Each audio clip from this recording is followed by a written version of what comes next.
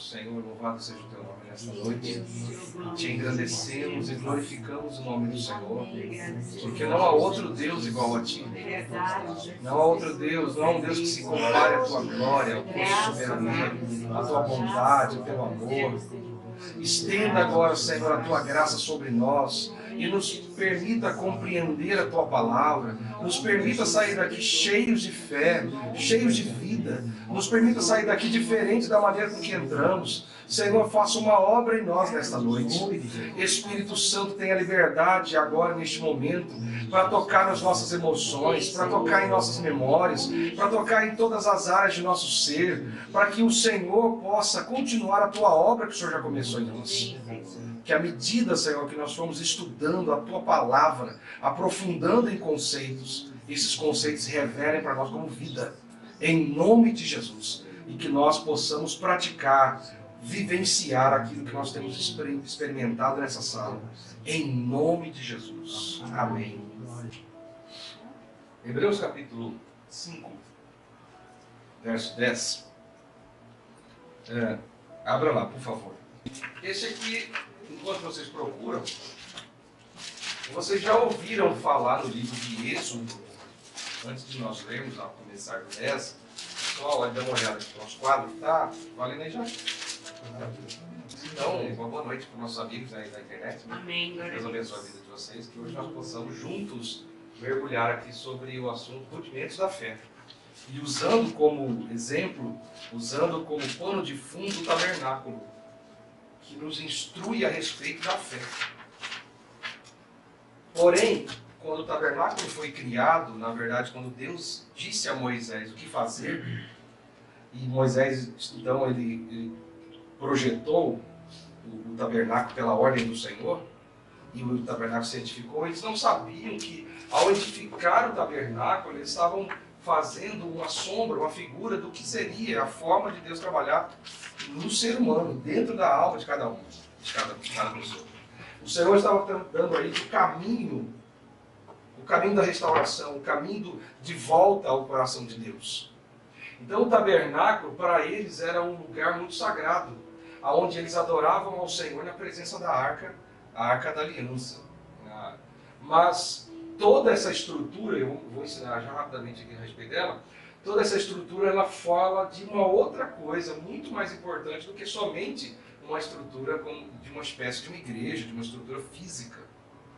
Por exemplo, antes de entrarmos em Hebreus 5, nós vamos só dar uma lembrada aqui. Vocês já ouviram falar então do tabernáculo, né? No livro de Êxodo fala muito sobre ele. Ok?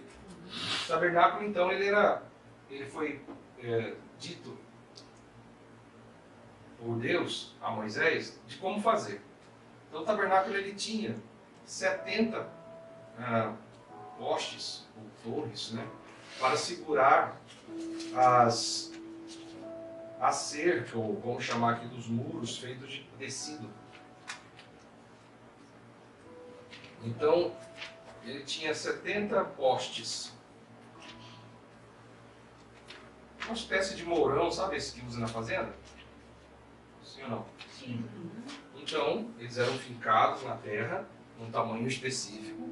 Todos eles eram feitos de madeira de acácia. A acácia era uma árvore muito importante, muito utilizada lá naquela época no deserto. Embora no deserto não havia acácia muito, eles tinham que trazer de outros lugares.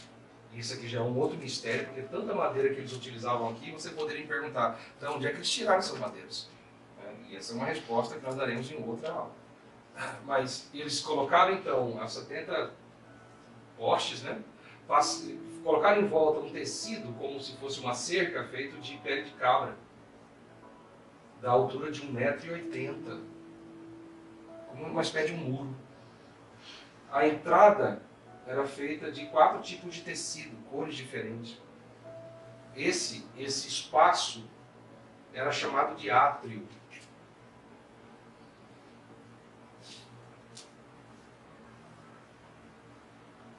Era chamado de átrio. E dentro do átrio havia mais outra construção, que era dividida em duas partes. Também feita de pelo de cabra, E ela era dividida aqui com um véu. E o véu cobria, fechava ou tampava, dividia essas duas salas. E ficava como que uma antessala e uma sala mais íntima. E dentro dessa estrutura, isso Deus falando para Moisés. Quando Moisés subiu no monte Sinai, ficou 40 dias com o Senhor, Deus falou para ele, escreve aí. E Deus foi ditando, ele foi escrevendo. Tudo isso aqui, o que eu estou explicando. Para alguns lá fora, pode parecer, mas o que Deus queria, dando a eles a arquitetura de uma estrutura como essa, para quê? Qual é o sentido espiritual disso? Para muitos pode passar batido, mas para nós não vai passar hoje. Amém. Bom, então essa parte externa aqui é a chamada de átrio. E dentro do átrio eles colocariam dois utensílios. Um é chamado de altar do sacrifício. Vou puxar uma setinha para cá e vou escrever altar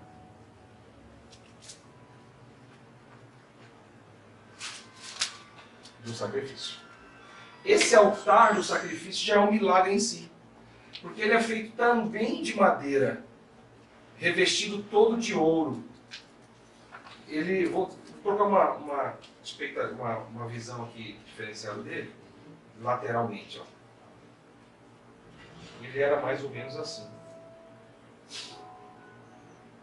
E havia uma escada, você está vendo ele lateralmente. Aqui dentro havia uma chama, um fogo que queimava o dia inteiro. E os sacerdotes subiam aqui e daqui eles jogavam as carcaças dos animais que eram sacrificados. Eles degolavam o animal, derramavam o sangue do animal e depois jogavam a carcaça do animal dentro do fogo para ser queimado. Isso aqui é chamado do altar do sacrifício. Ok? Depois eu vou explicar com mais detalhes sobre isso. Só preciso dar um entendimento geral para vocês. Interessante que aqui, nesse altar, o fogo não poderia ser apagado. O fogo não poderia ser extinguido aqui. Então, era uma estrutura de madeira coberta de ouro. Agora, uma estrutura de madeira coberta de ouro, onde no seu meio tem uma chama que não pode apagar, esse ouro poderia ser derretido facilmente e a madeira queimada. Mas um dos milagres aqui é que isso não acontecia. Glória a Deus. Certo? Amém. Já eu vou explicar o porquê disso aqui. Bom, eles faziam sem entendimento. Deus mandou fazer, eles estavam construindo. Isso aqui era uma obra de um artífice, era uma coisa muito suntuosa. Não era só uma caixa qualquer, era um trabalho de artesão. Aqui do lado vinha uma bacia gigante, tamanho dessa mesa redonda aqui, uma circunferência de 1,80 m. Ela era como se fosse uma bacia essa de alumínio que a gente tem em casa, sabe? Só que ela era funda, bem grande. Ela tinha os pés, vou dar outra expectativa para vocês, outra visão, que ela era mais ou menos assim, ó. Que é a base dos pés, enquanto o sacerdote vinha aqui e lavava as suas mãos aqui. E quando ele chegava na bacia, aqui você está vendo de cima para baixo, e ele chegava na bacia, ela era feita de bronze, toda de bronze, de uma peça só, de uma vez solda. E no fundo dela, no fundo da bacia, era colocado espelhos. Então, quando a água estava ali com os espelhos, ela refletia muito o rosto de quem chegava ali. Então, a pessoa que lavava as mãos via a si mesmo naquela visão. Esse lugar é chamado de a pia de bronze.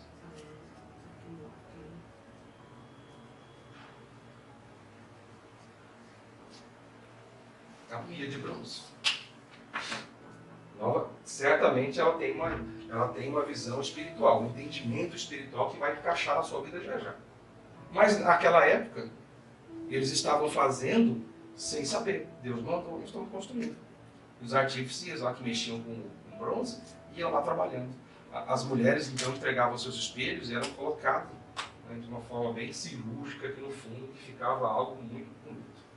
Bom, essa é a estrutura do átrio. Mulheres não podiam entrar aqui. Só sacerdotes e homens.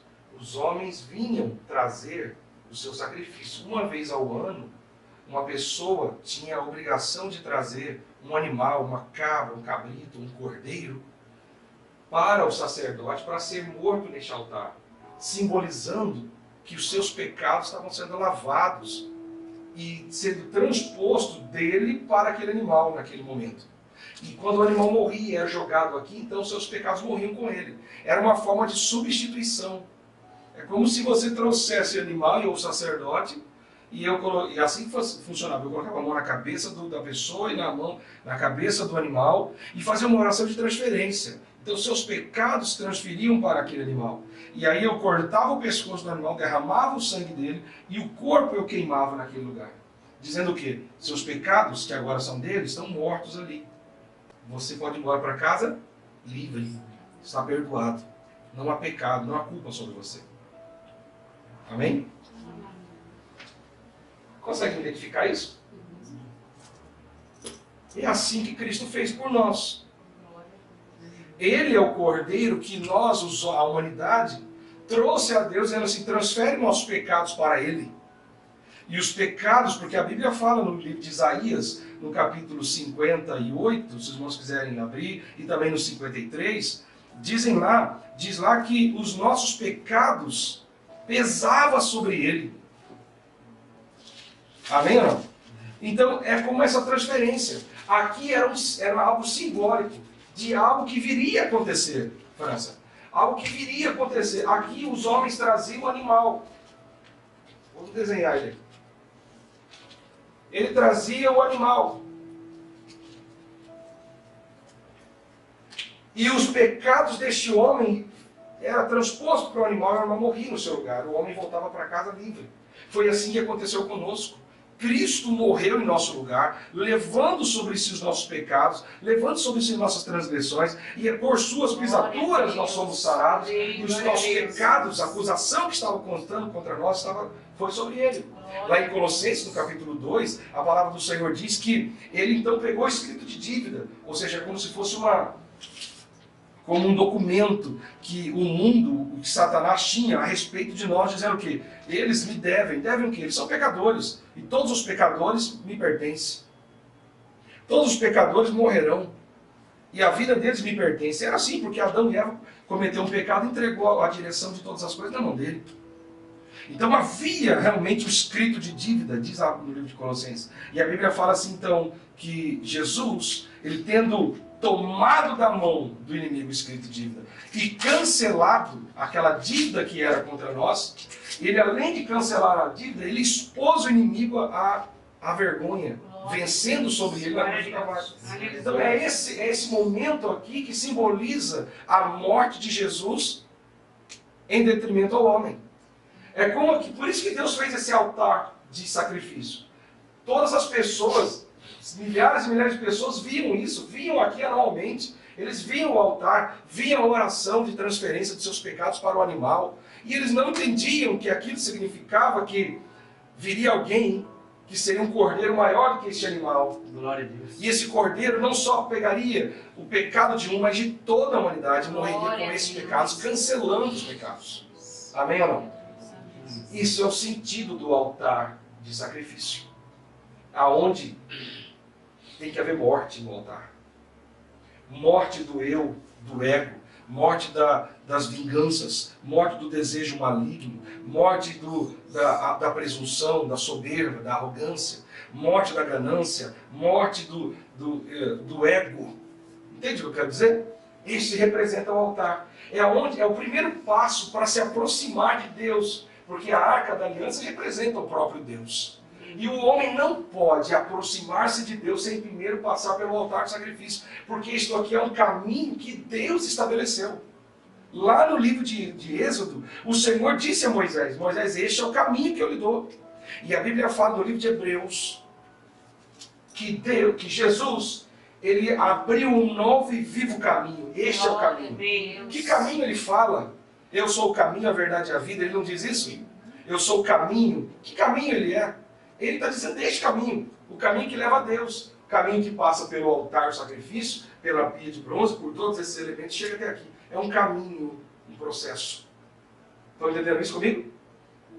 Então, eu entendo que para o homem se aproximar de Deus, basta ele não só querer, eu quero Deus, vem aqui. Não. Você pode levantar a sua mão entregando a sua vida a Cristo, e Ele toma seus pecados, e como Ele morreu há 2018 anos atrás aproximadamente, então está valendo hoje para você, se você entregar a sua vida a Ele. Então seus pecados são cancelados com a morte dele. Amém ou não? Amém. Porém, ao você aproximar-se do Senhor, é um processo que leva algum tempo. Ele exige conversão. Ele exige mudança de atitude, de procedimento. Ir à igreja, a participar de algum culto, isso não traz o homem no caminho. O que faz o homem entrar no caminho é a sua obediência ao processo que Deus estabeleceu. Estão comigo? O homem, coronel, não pode vir a Deus sem primeiro passar pelo altar do sacrifício. Ele não pode pular, ele não é VIP para ele cruzar aqui o caminho e entrar por uma portinha aberta aqui, não. Ele tem que passar por todos os caminhos, não importa quem ele seja, não importa a qualificação que ele tenha, não importa que pessoa ele seja, que raça ele seja, ele precisa passar pelo caminho. Amém? O altar do sacrifício é o lugar de morte. O primeiro passo é o que Jesus fala no livro de Mateus, no capítulo 10. Ele diz assim, vós, se quiserdes, podem vir após mim. Mas para isso, vocês devem negar a si mesmo, tomar a sua cruz e seguir-me. Para seguir a Cristo, eu preciso passar pelo primeiro momento, que é a morte. Mas não é a morte física. É a morte da dependência do seu próprio braço. No livro de Jeremias, no capítulo 17, a Bíblia fala assim, maldito o homem que confia no seu próprio braço. Embora ele seja forte como o seu, você não pode confiar no braço. O braço não está falando do braço físico, ele está falando da força humana, na força de si mesmo.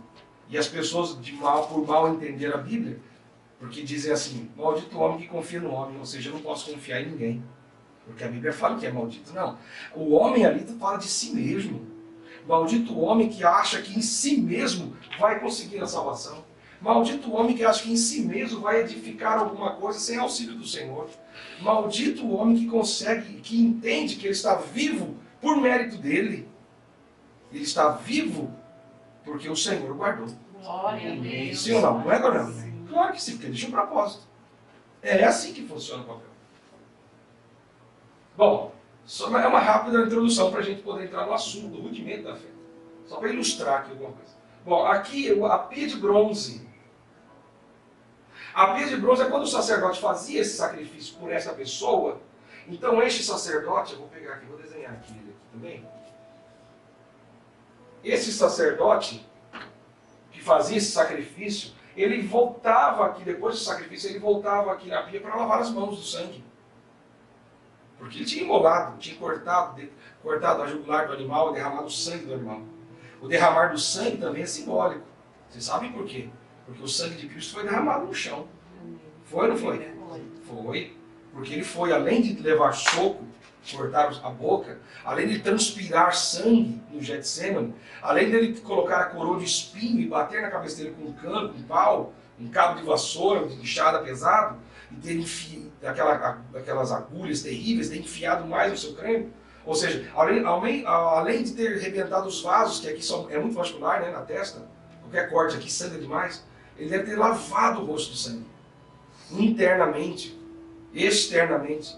Além disso, da crucificação, dos furos, ele foi furado na sua lateral com uma lança e saiu água e sangue dele. Ou seja, quase todo o seu sangue esvaiu do seu corpo. Assim como o sacerdote fazia com o animal, cortava o pescoço dele e deixava o sangue sair. Era um símbolo de como Cristo morreria. E tudo isso ele fez por você. Glória a Deus. Isso mesmo, nós temos que glorificar a Deus por isso. Pegaram isso? Está firme aí? Então vamos lá.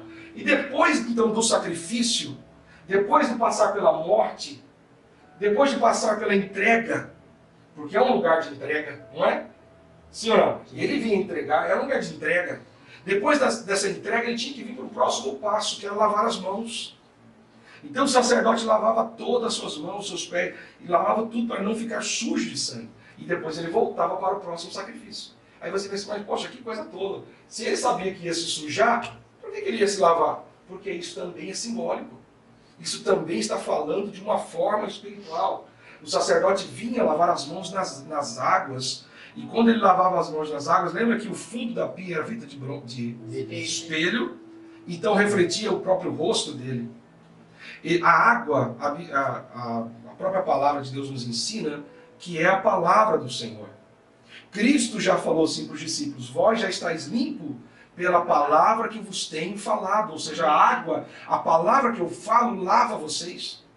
E isso aqui era o símbolo. Aqui havia uma água aqui dentro dessa pia, e quando o sacerdote ia lavar as mãos, a água realmente purificava, lavava suas mãos. Assim como a palavra de Deus lava sua vida e a minha vida. E você diz glória a Deus. Glória a Deus. Só que tinha uma coisa interessante. A pia refletia o rosto da pessoa. E é isso que a Bíblia faz com você. Ela reflete quem você é verdadeiramente. Já pararam para pensar nesse assunto dessa forma? Porque se você pegar aí, vamos usar Mateus capítulo 5, 6 e 7, que é o Sermão do Monte. Jesus quando diz assim: bem-aventurados os que choram, porque serão consolados. Bem-aventurados os pacificadores. Bem-aventurados os que têm fome e sede de justiça. Bem-aventurado, e ele vai falando das bem-aventuranças. E ainda assim, ali naquela pregação, ele diz: não julgueis, no capítulo 7, para que não seja julgado. Como é que você não reflete você mesmo ali? Porque você está lendo esse texto, como nós estamos fazendo agora, não é uma leitura qualquer, é um estudo profundo. É como se o homem fosse a pia para se lavar. É desse jeitinho agora. Você está com a Bíblia na sua mão, no seu colo aí, é como se você estivesse indo à pia para se lavar da sujeira. E ela mostra, porque a Bíblia está escrito lá, peguei esse exemplo de Mateus 7, que diz: não julguei, só um exemplo. E você acabou de julgar alguém. Então, quando você lê aquilo te reflete. Reflete ou não? O que está escrito aqui não está refletindo você. Ou seja, tem alguma coisa errada, tem uma mancha errada aí. E você olha para aquilo dizendo: puxa, eu não sou assim. Eu preciso me purificar mais, me lavar mais. E quanto mais sujeira eu vejo no espelho, Aleluia, Senhor. mais eu vou me lavando. Não é assim, Coronel? Por isso que tem espelho no banheiro. A mão está suja, você está vendo, mas e o rosto?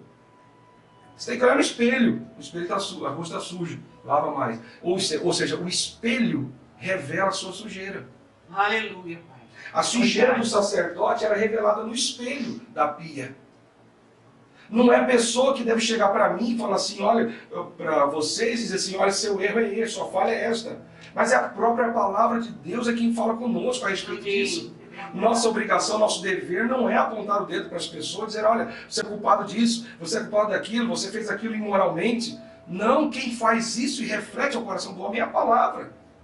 Amém. Amém. É a palavra de Deus. Amém ou não?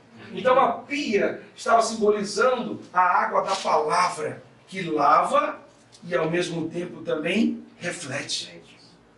Eu não vou prosseguir, vou permanecer aqui, mas nós vamos levar em Hebreus 5 agora, né? Porque ensaiamos para ler Hebreus e não lemos Hebreus. Hebreus 5, após essa breve introdução, então vamos lá na aula.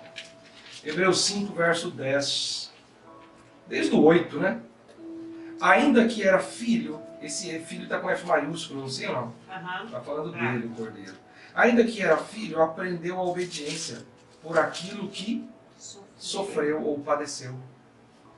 Ele tinha que aprender algumas coisas? Como filho? Sim. Não como Deus, mas como filho, sim. E sendo ele consumado, que palavra forte. Olha só, sendo ele consumado, veio a ser a causa da eterna salvação para todos os que lhe obedecem. Que coisa linda. Coisa linda e cordial. Olha que coisa. Esse texto aqui é para grifar. Esse texto está dizendo que ele, depois de ser consumado, depois de ter aprendido e ter entregue sua vida e ser consumado, então ele se tornou viva a esperança de todo homem que quer viver eternamente. Verso 10. Chamado por Deus sumo sacerdote, segundo a ordem de Melquisedeque, do qual muito temos que dizer, de difícil interpretação, porquanto vós fizeste negligente para ouvir. Verso 12. Porque, devendo já ser mestre pelo tempo, ainda necessitais de que vos torne a ensinar quais sejam os primeiros rudimentos das palavras de Deus, e vos haveis feito tais que necessitais de leite, e não como alimento ou mantimento sólido. Porque qualquer que ainda se alimenta de leite não está experimentado na palavra da justiça, porque é menino.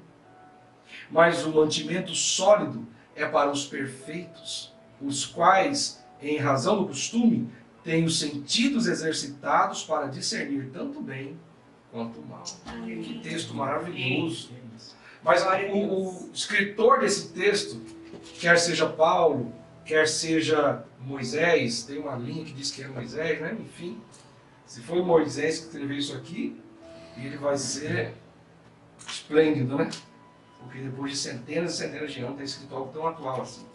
Bom, o que o texto diz é que o próprio escritor diz assim, olha, eu vou falar de coisas que é difícil para entender. Ele diz aí, fala coisa demasiadamente difícil, mas eu gostaria de entrar no assunto difícil, mas vós ainda sois meninos, vocês estão precisando de rudimentos da fé.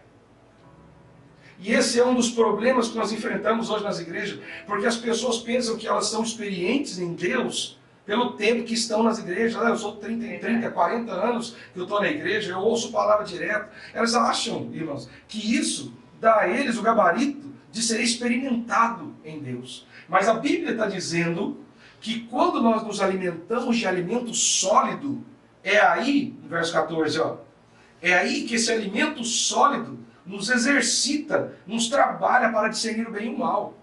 Eu sou alimentado com um alimento sólido, ele faz efeito em mim, e eu exercito então para me tornar uma pessoa experiente, madura. Os maduros se alimentam de solidez. As crianças, como ele chama aqui de meninos, né? Verso 13, porque qualquer que ainda se alimenta de leite não está experimentado na palavra da justiça, porque é menino. Porque é menino. O próprio Paulo, ele diz isso no livro de 1 Coríntios, capítulo 13, ele usa essa mesma expressão que, quando fala do amor, né? Ele diz, no final, depois da narrativa a respeito do que é amor, ele diz o seguinte, ele diz que quando eu era menino, eu só pensava nas coisas de menino, eu lidava com as coisas de menino, né? Mas depois que eu cheguei a ser maduro, eu abandonei as coisas de menino. Né? A maturidade que eles falam ali é da experiência na palavra. E este exemplo do tabernáculo, ele fala da maturidade cristã. Ele fala de rudimentos da fé, de alicerces da fé. Porque isso quer dizer rudimentos? Sim ou não? O que quer dizer rudimentos, gente, para vocês? Isso, um de cada vez para não haver tumulto, né? Principalmente vocês estão vendo pelo YouTube. Devagar. São apoios, são Apoios. Base. Amém. Alguém mais um adjetivo? Fundamentos. Fundamentos. Né? É estrutura primária. Deus querem conhecer coisas grandiosas do Senhor sem ter alicerces básicos. É verdade. Tem que ter o básico. Qual que é o básico? E Paulo começa a falar sobre alguns assuntos básicos. Mas eu mostro para vocês o rudimento da fé aqui. Aqui como? No átrio. O átrio, primeiro, o homem pecador, que todos nós éramos, ele então traz o cordeiro para ser morto. Nós não trouxemos Jesus, né, pela coleira, mas de alguma forma nós o trouxemos pelos nossos pecados para ser morto. Não foi assim? Nós não subjugamos como esse homem subjugou o seu animal, trazendo ele ali. Não, mas nós, de alguma forma, trouxemos a Cristo pelos nossos pecados. Os nossos pecados o trouxe até o lugar da morte. Não é assim? É verdade. Para que os homens pudessem matá-lo. E foi assim. Ele mesmo disse, porque muitos diziam assim, desce dessa cruz, faz alguma coisa, o Senhor é o Deus da glória, poderoso. Ele disse, você acha que se eu não quisesse, eu não chamaria aqui uma miríade de anjos para acabar logo com essa situação toda? Ninguém toma a minha vida, eu a dou voluntariamente, diz o Senhor. Ele disse isso. Amém, glória a Deus. Ou seja, ele é o cordeiro manso, ele é o cordeiro mudo que traz os pecados das pessoas sobre as suas costas para o altar da morte. E como isso é um rudimento da fé para mim? Claro, porque também para você serve de que forma? Uma vez que você entregou sua vida a Cristo, você precisa agora perseverar em levar toda a carnalidade para o altar do sacrifício. Porque o altar do sacrifício representa o lugar da morte da carne. Vou colocar aqui. Em azul vai o rudimento da fé, certo? Morte.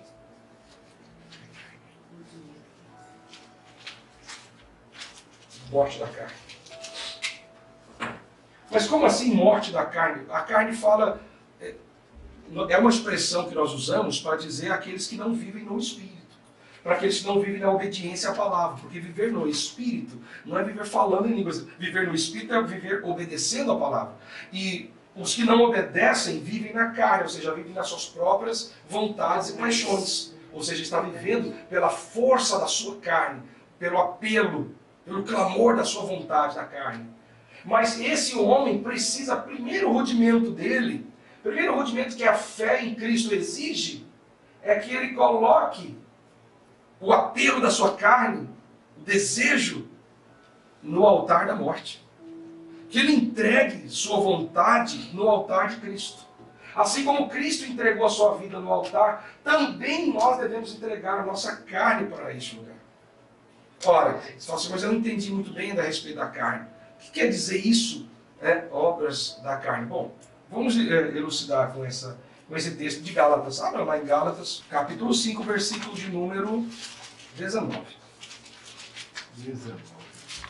Pode começar? Esse é texto para grifar na Bíblia, viu, irmãos? Vai, pode começar. Ora, as obras da carne não são conhecidas e são prostituição e impureza lascívia, idolatria, feitiçarias, inimizades, porfias, ciúmes, iras, discórdias, dissensões, facções, mais? Sim, continue. Invejas, bebedices, glutonarias e coisas semelhantes a estas, a respeito das quais eu vos declaro, como já outrora vos preveni, que não herdarão o reino de Deus os que tais coisas praticam. Não herdarão o reino de Deus. Em outro momento nós falaremos sobre essa questão do reino, porque esse é o foco principal desses nossos estudos, é conduzir-nos ao reino. Não vai ao reino quem tais coisas praticam. E aqui está a lista, porque as obras da carne são manifestas, as quais são 2 pontos, aí vai. Essas são as coisas que são as obras da carne, e são estas, irmãos, que tem que ser derramada aqui no altar de sacrifício. Elas que nós temos que entregar como uma oferta e colocar no altar para ser queimada. Não posso mais viver com ela. Essas são, irmã Josi, essas são as obras da carne que tem que vir para aqui, para o altar. O altar representa a morte da carne. Sim ou não? Sim. Morte da carne. Esse é o primeiro rudimento da fé, gente. E eu falo alguma coisa aqui importante, Coronel. Tem gente que está na igreja há muito tempo e nunca entregou a sua carne para morrer. É verdade. Eles estão lá 10, 15, 20, 30 anos e eles não passaram do primeiro estágio do rudimento da fé. O primeiro alicerce eles não lançaram ainda direito o fundamento. E como é que eles querem prosperar, continuar, rompendo ou se relacionar com Deus? Não tem como. Uma pessoa como essa não consegue avançar e não vai reinar com Cristo. Pastor, Pois não, faço isso. eu vejo assim que é uma grande ilusão, né? Isso porque passamos por ela agora há pouco e lutamos para permanecer para trás o que deixamos no altar, no sacrifício que eu estou vendo aqui, que eu descobri realmente esse texto. E é uma grande ilusão, né, do homem e mulher, pensar que pode por si só deixar também no altar essas coisas, seguir sem Cristo, está em todo o tempo sendo Sim. Verdade. nesse convite, está com Cristo o tempo todo, né? Não, eu Sim. já deixei, Cristo já sacrificou-se por mim, acabou. Pronto, agora vamos lá para frente, né? Exatamente. O senhor falou uma fala muito importante, porque a morte de Cristo ela abre um caminho. Agora você que tem que caminhar no caminho. É verdade. Não posso falar, não, mas ele já morreu pelos meus pecados. Né? Mas você tem que colocar a prática dos pecados no altar também. Ah, eu mentia. Cristo morreu pelas suas mentiras. Morreu sim. Pelo mentiroso, pelas mentiras terríveis. Mas a prática da mentira você tem que entregar aqui no altar do sacrifício. E a pergunta que eu sinto intrínseca, que o senhor falou aí, é o quê? Como então eu faço isso na prática? Como que eu vou colocar aqui, eu dei o exemplo da mentira, como é que eu vou colocar a mentira num altar? Porque existe na igreja algum altar que eu pego a mentira dentro de mim e ponho lá, não existe isso fisicamente. Como que isso na prática acontece? Ora, meus queridos, é simples. Eu tenho um impulso de mentir nesse momento.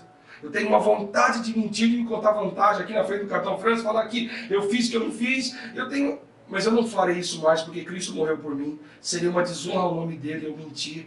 E eu não vou mentir em honra a Ele, e eu coloco isso nas mãos dele, ou seja, eu entrego isso no altar do Senhor, e eu falo a verdade, mesmo que falar a verdade me cause algum ônus.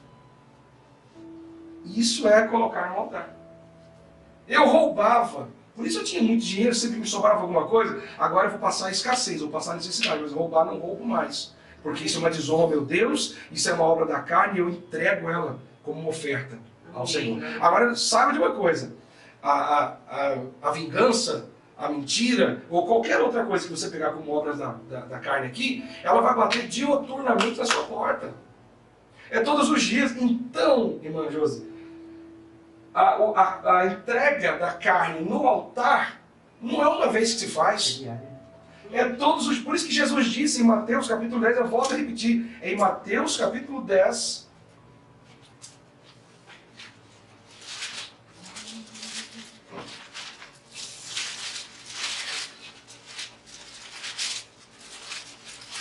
querem ler lá, né?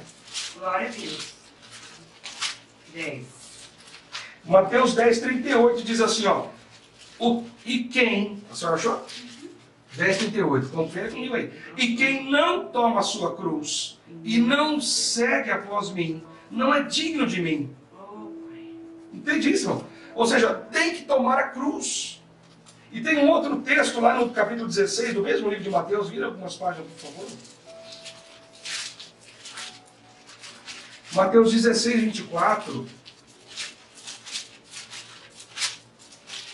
Vocês estão sendo alimentados aí, irmão? Glória a Deus.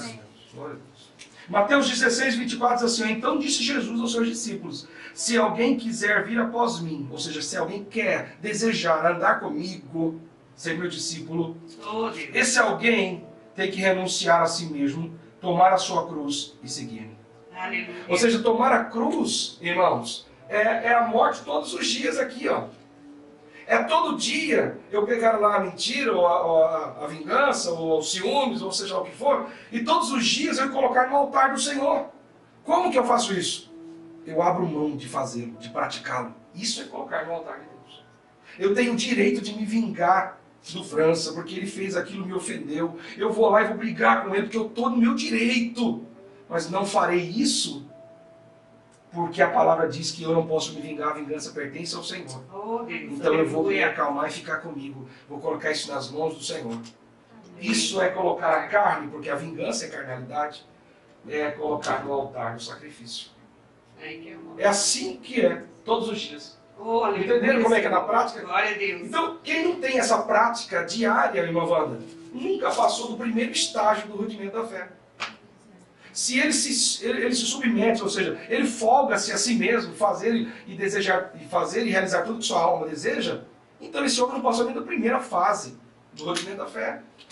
E tem gente grandiosa aí, irmãos, eu escuto, eu não perco muito tempo ouvindo, mas eu sei de pessoas que gastam 1 hora, 2 horas, ouvindo grandíssimos pregadores, até internacionais, e alguns deles aí têm falado bobagens enormes a respeito do reino de Deus, que o reino de Deus pode ser desfrutado nesta terra. E eu pergunto, como que o reino de Deus pode ser desfrutado nessa terra, se diariamente eu tenho que passar pelo altar da morte? Glória a Deus. É verdade.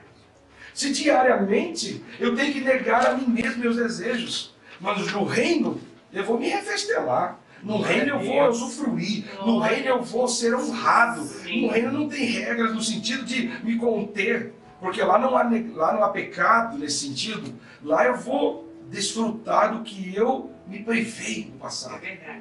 Glória a Deus. Então essa conversa tem muita gente, é uma nação de pessoas que ouvem, grandes pregadores, grandes assim, nomes grandes, que têm falado bobagem a respeito do reino. Porque como eu posso viver o reino aqui? Os grandes pregadores podem falar que eles estão vivendo o reino, porque tem pregadores aí que tem helicópteros, tem casa, eu sei que pregadores tem casa que tem 70 quartos, né, uma pequena ilha. Então é fácil para uma pessoa dessa falar que ela reina em vida. Mas como nós, pessoas naturais, réis seres humanos, como é que nós vamos reinar em vida nesse sentido? Sabe como é que é nosso reino em vida? É pela glória do Senhor. Glória a Deus. Paulo diz isso aí em Filipenses. Diz assim, ó, eu não vivo mais essa vida. É a vida que eu tenho agora, quem vive por mim no meu corpo é Aleluia, Cristo. Jesus. Glória a Deus. Esse viver que eu tenho na carne, eu vivo pela fé e por amor a Ele, que me salvou. Jesus convida para negar a si mesmo. Ou seja, Ele não convida para reinar. Ele convida para sacrificar-se. Glória a Porque Deus. sabendo que assim como ele se sacrificou e reinará, assim se nós sacrificarmos, nós reinaremos também. Aleluia.